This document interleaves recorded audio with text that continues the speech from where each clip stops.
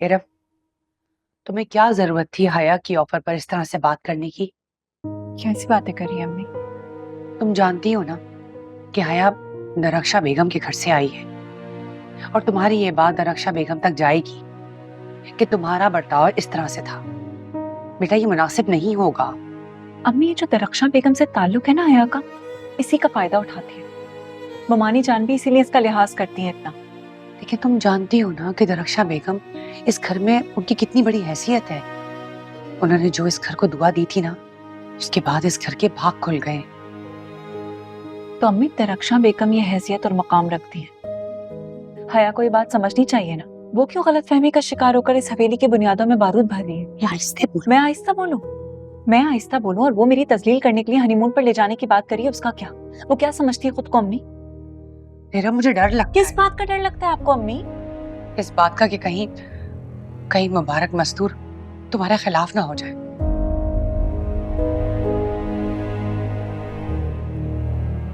ममानी जान की जहानत और अक्लमंदी को देखकर मुझे नहीं लगता कि कभी ऐसा होगा।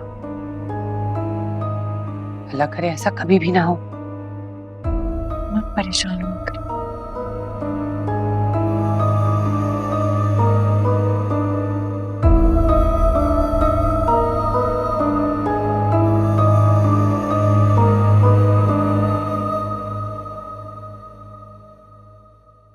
हया ने जो बात की, यूं तो वो अम्मी जान की बात के खिलाफ है, मगर उस पर गौर तो किया जा सकता है।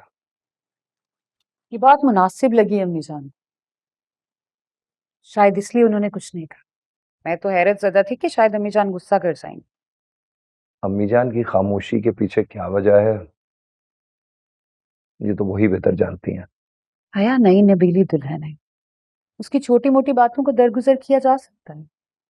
अम्मी जान अपनी मंशा खुद ही समझती हैं।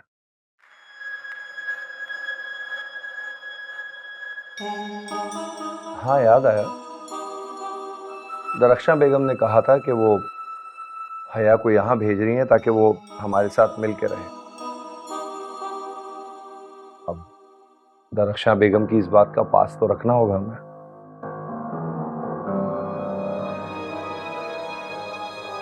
बाकी रही अम्मी जान की हिकमत अमली, तो इसके बारे में तो वही बेहतर जानती हैं।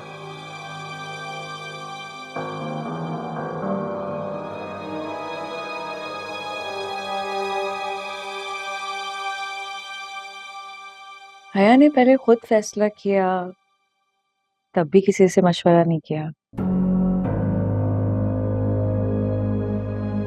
फिर उसने प्लान बना कर दिया, वो भी बिना किसी से मशवरा किए। समझ नहीं आ रहा है, एक प्लान के बाद दूसरा प्लान, दूसरे के बाद तीसरा प्लान। अच्छा, मुझे तो बड़ी मासूम सी लगती है। उसका जो भी मुंह में आता है बोल देती है, ऐसी है ना? अच्छा, इतना लाइट मत लेना हया। ओह, अच्छा, तो इसका मतलब है कि थोड़े से वक्त में तुम बहुत अच्छे से जान गई हो उसको। मजाक उड़ा रहे हैं आप मेरा? मजाक नहीं उड़ा रहा। देखो, हया को ना इस घर के तौर तरीके सीखने में थोड़ा वक्त तो लगेगा। तुम क्या कहते हो? हाँ, सही है, थोड़ा टाइम तो लगेगा ना समझने में। यस। है, चाय बना के लाके दो। नहीं यार, I am good, thank you. यही तो मैं चाहती हूँ, किसी को दिखाई भी ना दूं और अपने मकसद को भी हासिल कर लूं। थोड़ा सा मुश्किल है मेरे लिए, अच्छे बने रहना, लेकिन वो भी कर लूंगी। बता दूंगी सबको कि मेरी क्या हैसियत है।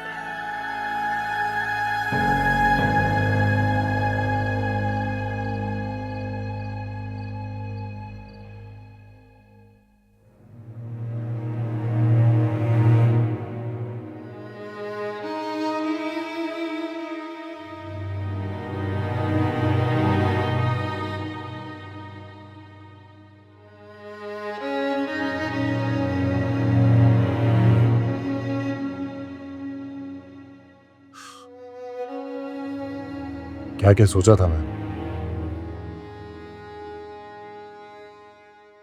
मैंने तो मेरा सारा प्लान ही खराब कर दिया।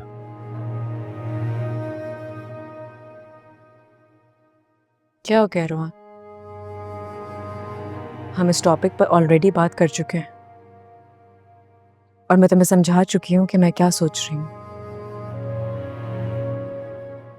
नहीं, ये जैसा हो रहा है ऐसा होता तो नहीं है। होता है क्या? क्या मतलब? तुम्हें मेरे बात करने के अंदाज में कहीं भी मोहब्बत और प्यार की झलक दिखाई नहीं देती? कि नहीं, मुझे तो कुछ नजर नहीं आता, कुछ भी दिखाई नहीं दे रहा है। तुम दिखा दो ना। रोहान, हम दोनों एक दूसरे से मोहब्बत करने वालों की तरह मिलेंगे। ये बात भूल जाएंगे कि हम दोनों शादीशुदा हैं। चौंक गए ना? सोचो ना रोहान,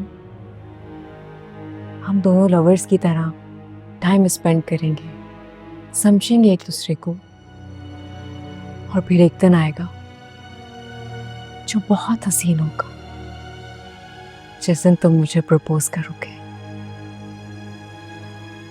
सब कुछ कितना खूबसूरत होगा ना।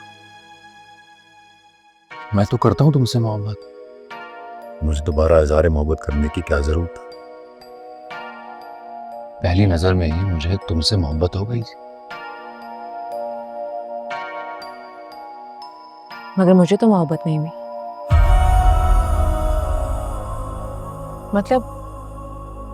मतलब मुझे तो मोहब्बत करनी है ना रोहान।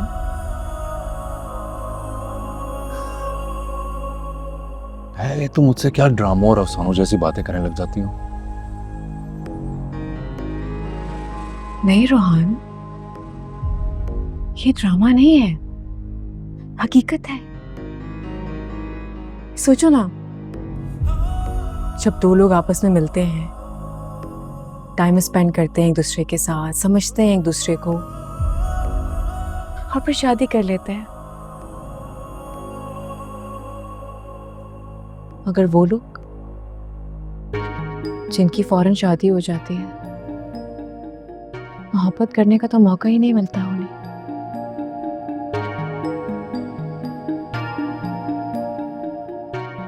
क्या ऐसे लोगों को मोहब्बत करने का हक नहीं है? रोहान, मोहब्बत के सफर को मुझे तय करने दो। मैं तुमसे वादा करती हूँ, पूरी जिंदगी तुम्हारे साथ रहूं।